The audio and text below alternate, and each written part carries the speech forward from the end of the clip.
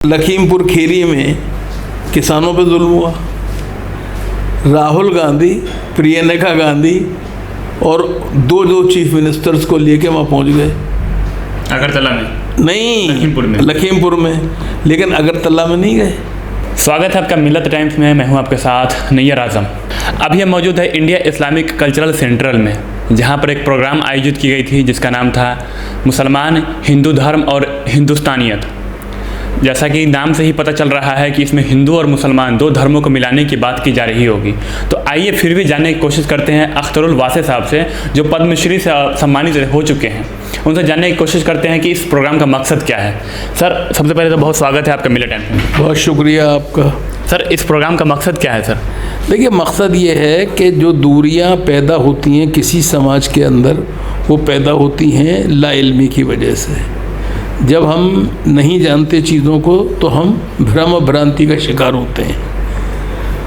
ये खुसरो फाउंडेशन ने ये तय किया कि हम मुसलमानों ने हिंदू धर्म ग्रंथों के जो अनुवाद किए हैं, हिंदू धर्म की व्याख्या में जो उन्होंने रोल अदा किया है, उन्होंने हिंदुस्तानियत को मुस्तहकम करने के लिए, फ़रोग़ देने के लिए जो काम किया है, उस सब को नुमायाँ होना चाहिए, लोगों को पता चलना चाहिए। इसीलिए आज ये कार्यक्रम दिन भर का हमने रखा और ये अपनी नौइयत का पहला प्रोग्राम था। दूसरा जो है वो होगा हिंदुओं का इस्लाम धर्म के प्रति जो एक संवेदनशील और सम्मानजनक रवैया रहा है। हम जानते हैं डॉक्टर धर्मेंद्र नाथ ने एक इतनी मोटी किताब जो है वो तैयार की है, जिसमें के नाते जमा की हैं किसकी? सिर्फ गैर मुस्लिम शोरा की जी। और इसी तरह से अगर आप देखें तो हिंदुओं ने कुरान के भी तर्जमे पे तवज्जो दी है, उन्होंने इस्लाम के बारे में भी लिखा है। तो इन तमाम चीज़ों को भी हाईलाइट होना चाहिए। इसी तरह आप ये देखें कि हिंदुस्तानियत जो है उसमें मुराद जो है हिंदुस्तानी संगीत भी है, हिंदुस्तान की परंपरा भी है, जो सांस्कृतिक धरोहर है उसका हर के शेड जो है वो उसमें शामिल है। और हमें खुशी है कि इस सिलसिले में हमें लोगों ने सहयोग दिया और लोगों ने हमारी दावत को कबूल किया। और इस तरह से आप देखेंगे कि जो Indian institute of mass communication, Bharat सरकार के डायरेक्टर जनरल हैं, वो हमारे मुख्य अतिथि थे जी।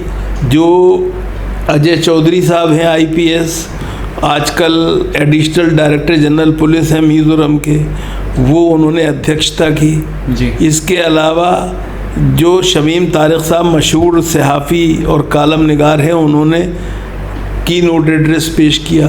फिर बाद में 2 वर्किंग सेशंस हुए। दोनों वर्किंग सेशंस में हम देख रहे हैं कि 5-5 के करीब पर्चे पढ़े गए और उनके अंदर खुल के इन विषयों पे बात की गई।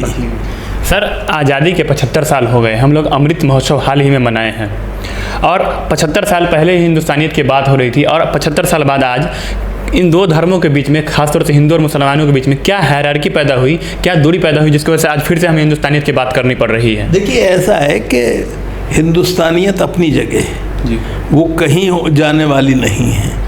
हमारी समझ का फेर हो सकता है, लेकिन 1947 में हमने जहाँ से सफ़र शुरू हुआ था, हम आगे ही बढ़े, पीछे नहीं हटे। एक बात आपको समझना चाहिए, लेकिन कुछ शक्तियां हैं जिन्हें के भारत की बढ़ती हुई जो एक तरक्की है वो पसंद नहीं है, जो भारत का धार्मिक सद्भाव है वो पसंद नहीं है, जो बुनियादी तौर पे हिंदू और मुसलमान को शीरो शकर नहीं देखना चाहते। ये कौन लोग हैं सर, कुछ खुल के बता सकते हैं? देखिए, ऐसे लोग मुट्ठी भर होते हैं। अब ये लोग जो हैं समाज को एक तरह से यरगमाल बनाना चाहते हैं, हॉस्टेज बनाना चाहते हैं जी। लेकिन बुनियादी तौर पे हिंदुस्तान की जो अक्सरियत है, हिंदुओं की भी और दूसरों की भी, वो बुनियादी तौर पे सेकुलर है और सेकुलर डेमोक्रेटिक पॉलिटी और सोसाइटी पे यकीन रखती है। तो अब कोशिश है अब सिर्फ मामला इतना सा है, देखिए आप एक बात सुनिए, आज भी आप देखते होंगे कोई नाइंसाफ़ी होती है, कोई जुल्म ज़्यादती होती है, तो हमारे देश में अगर अक़लियतों पे हो रही है तो बहुसंख्यक वर्ग के लोग जो ही आवाज़ उठाते नहीं उठाते जी। तो एक बात है, ये किस बात का प्रतीक है? इस बात का प्रतीक है कि इस मुल्क के अंदर अभी लोगों के अंदर ये जागरूकता है कि हिंदुस्तान की फ़िक्र करनी चाहिए। देखिए एक बात आपको मैं बहैसियत मुसलमान के मैं एक बात कहता रहा हूँ, मिल्लत टाइम्स से भी कई बात कही है मैंने। वो क्या है? वो ये है कि जो कुछ हिंदुस्तान के हित में है वही मुसलमान के हित में है, और हिंदुस्तान तरक्की करेगा तो हम भी तरक्की करेंगे, हिंदुस्तान अगर पीछे रहेगा तो हम भी पीछे रहेंगे। हिंदुस्तान में बात मुसलमानों के लिए लागू होता है, साथ साथ में हिंदुओं के लिए भी लागू होता है। सर एक बात आप समझिए, मैं हिंदुस्तान लफ्ज़ इस्तेमाल किया मैंने, आप गलत कह रहे हैं। मैं मुसलमान हैसियत से अपनी पोजीशन को बता रहा हूँ आपसे। मैं दूसरों को सब तो हिंदुस्तान में आ ही जाते हैं मैं मेरे, लेकिन एक बात मैं कहना चाहता हूँ कि वो लोग जो ये समझते हैं, चाहे हम में हो या बाहर हो, जो ये समझते हैं कि हिंदुस्तान और मुसलमान अलग अलग हैं, उन्हें गलतफहमी को दूर कर लेना चाहिए। और एक बात का मैं आपसे फिर कहता हूँ, मुझे कहने में कोई परेशानी नहीं है कि मैंने फिर कहा कि नफ़रत का कारोबार हो या ज़ख्मों की तिजारत हो, दोनों चलने वाली नहीं है। अच्छा सर, अभी बता रहे थे उस बात में एक सेकुलरिज्म शब्द का भी यूज किए हैं आप। आए दिन हमें देखने को मिलता है, खास तौर से मेंबर ऑफ पार्लियामेंट जैसे लोग जो जनता के प्रतिनिधि होते हैं, जो पार्लियामेंट में उनके लिए कानून बनाते हैं, वो कहते हुए नजर आते हैं कि ऐसा करना चाहिए कि इस सत्र में संविधान से सेकुलरिज्म शब्द हटा देना चाहिए सर। तो उनका ये कहना कितना तक सही है, कहाँ तक सही है? सवाल ये है कि आप किसी के बोलने पर पाबंदी नहीं लगा सकते, लेकिन सवाल ये है कि हिंदुस्तान जो है आपको ये आम लोग नहीं है सर। मेरी बात आप सुनिए ना, 1947 में जब देश को आज़ादी मिली तो देश का विभाजन भी हुआ। देश का विभाजन काहे के नाम पे हुआ? धर्म के नाम पे हुआ। हमारे देश में कुछ लोगों ने आवाज़ उठाई कि हिंदुस्तान को हिंदू राष्ट्र होना चाहिए, लेकिन सलाम करता हूँ मैं महात्मा गांधी को, जवाहरलाल नेहरू को, सरदार पटेल को, जी डॉक्टर अंबेडकर को, सी राजगोपालाचार्य को, बाबू राजेंद्र प्रसाद को, और इसी तरह तमाम लीडरों को जिन्होंने हिंदुस्तान को उस वक्त भी धर्म के नाम पर बनने नहीं दिया, बल्कि हिंदुस्तान को एक सेकुलर डेमोक्रेटिक कंट्री बनाया। ये बड़ी बात है, जबकि इमीडिएट प्रोवोकेशन मौजूद था, जस्टिफिकेशन भी था।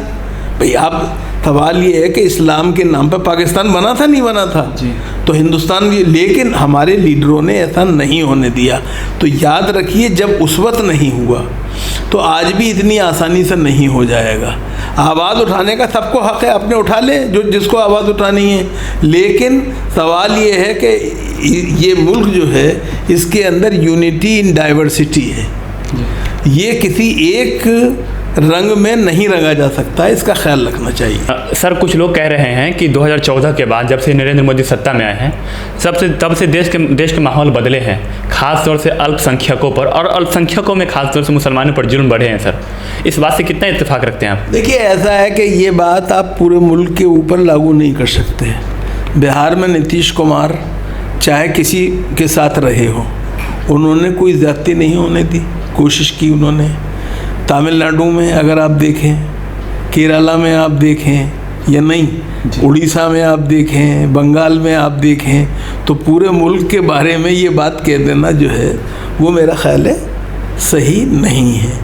दूसरी बात ये है कि मुसलमानों के साथ जो पक्षपात है वो कोई नई चीज़ नहीं है, कोई भी सरकार रही हो जी। आप ये नहीं कह सकते, मिसाल के तौर पर मैं इसी से, मुझे आपको कहने में कोई हर्ज नहीं है, सवाल ये अगरतला में एक मुसलमानों पे जुल्म हुआ जी, और लखीमपुर खीरी में किसानों पे जुल्म हुआ। राहुल गांधी, प्रियंका गांधी और दो चीफ मिनिस्टर्स को लेके वहाँ पहुँच गए। अगरतला में नहीं, लखीमपुर में, लेकिन अगरतला में नहीं गए जी। तो क्या है, मतलब क्या कहना चाहते हैं? जुल्म कोई भी हो, किसी के राज में हो, किसी के ख़िलाफ़ हो, गलत है, क्लियर बात है। मुसलमानों का मामला ये है कि मुसलमान जो हैं वो दुनिया को ये खूब समझ लेना चाहिए कि वो हिंदुस्तानी थे, हिंदुस्तानी हैं, हिंदुस्तानी रहेंगे। उस सियासी उतार चढ़ाव आते रहते हैं, जाते रहते हैं, हमें कोई परेशानी बात नहीं है। जहाँ तक आपने 2014 के बाद की बात कही है, मैं एक बात आपसे अर्ज़ करता हूँ कि तमाम परेशानियों के बावजूद मुझे एक बात का यकीन है, और ये मेरे ईमान का हिस्सा है, कि वो कौम जो सानह करबला के बाद ज़िंदा रही, वो कौम जो सुकूत बगदाद के बाद ज़िंदा रही, वो कौम जो हिंदुस्तान में 1857, 1943 और 1992 और 2002 के बाद ज़िंदा रही, वो आगे भी ज़िंदा रहेगी। आप परेशान मत होइए। अच्छा सर, थोड़ा प्रोग्राम की तरफ आते हैं और फिर से बात करते हैं सर। जैसे कि अभी कांग्रेस पार्टी भारत जोड़ो यात्रा निकाल रही है और उसके बड़े बड़े नेता, मतलब शीर्ष के सभी नेता सड़क पर उतर करके लोगों से मिल रहे हैं, और आपका भी मकसद है अमन फैलाना देश में, हिंदुस्तानियत की बात करना। तो सर आप नहीं तो आपकी डेलीगेशन कोई इस तरह की यात्रा या फिर इस तरह कोई पब्लिक के बीच में जा करके कुछ ऐसा प्रोग्राम करने वाले हैं? हमारा काम जो है ओपिनियन मेकिंग है। एक बात आप समझिए, हम सियासी पार्टी नहीं है। एक बात आप समझें, सियासी पार्टियों को अपने अंदाज से काम करने का, अपने प्रोग्राम को लोगों को बताने का, लोगों के बीच में जाने का पूरा अधिकार है। हम उससे उनको रोकना नहीं सकते और ना रोकना चाहिए। लेकिन जहाँ तक खुसरो फाउंडेशन का सवाल है, खुसरो फाउंडेशन जो है सेमिनार्स के ज़रिए, लेक्चर्स के ज़रिए, लिटरेचर के ज़रिए कोशिश कर रही है कि हम एक जागरूकता पैदा करें और लोगों के अंदर एक मालूमात जो है उनको पहुंचाएं। सर आप कह रहे हैं कि लोगों को मालूमात पहुंचाएं और प्रेस कॉन्फ्रेंस के जरिए पहुंचाएं, हॉल के जरिए पहुंचाएं। सर कभी ऐसा नहीं करते हैं कि किसी सियासतदान, किसी मिनिस्टर से बात करके किसी मसले को सुलझाया जाए? जैसे देश में बड़ा मुद्दा उछला था कुछ दिनों पहले किसान आंदोलन का, इससे पहले CNRC का, इस मुद्दे पे एक बात आप सुनिए, किसानों का आंदोलन हो, मज़दूरों का आंदोलन हो, महंगाई हो, ये तमाम लोगों की परेशानियां हैं, इसमें कोई परेशानी की, इसमें कोई शक की बात नहीं है। लेकिन इस वक्त मेरे नज़दीक जो सबसे अहम मसला है वो ये कि बढ़ता हुआ अलगाव जो है उसको किस तरह कम किया जाए, जो खलीज है उसको किस तरह पाटा जाए। एक पुल बनाने का काम करने की ज़रूरत है, एक समन्वय पैदा करने की ज़रूरत है, एक सद्भाव पैदा करने की ज़रूरत है, लोगों को करीब लाने की ज़रूरत। आप सेकुलरिज्म के एकदम अलंबरदार कह सकते हैं कि प्रोफेसर अख्तरुल साहब हैं।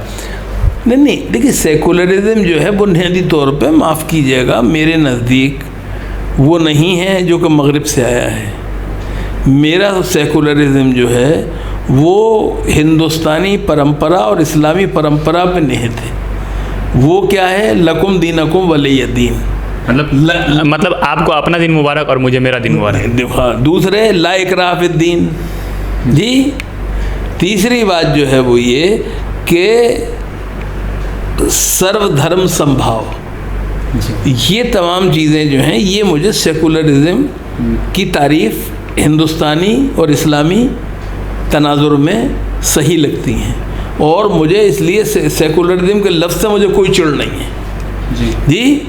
असल मसला ये है कि, और लेकिन ये मैं आपसे कहना चाहूँगा कि ये नहीं हो सकता कि हिंदुस्तान सेकुलर रहे और मैं सेकुलर न रहूँ। मुझे भी सेकुलर होना चाहिए और हिंदुस्तान को भी सेकुलर रहना चाहिए, और सबको एक दूसरे का एहतराम करना चाहिए जी। प्रोफेसर साहब बात करने के लिए हमारे साथ बहुत बहुत शुक्रिया। बहुत शुक्रिया, नवादिश आपकी, मिल्लत टाइम्स का बहुत शुक्रिया। तो ये थे हमारे साथ प्रोफेसर अख्तरुल वासिद साहब, जो आज के प्रोग्राम के बारे में, देश के हालातों के बारे में बताएं और खुसरो फाउंडेशन के बारे में खास तौर से बताएं। देखते रहिए मिल्लत टाइम्स। मिल्लत टाइम्स को आपकी ज़रूरत है, हमारी आप माली मदद करें।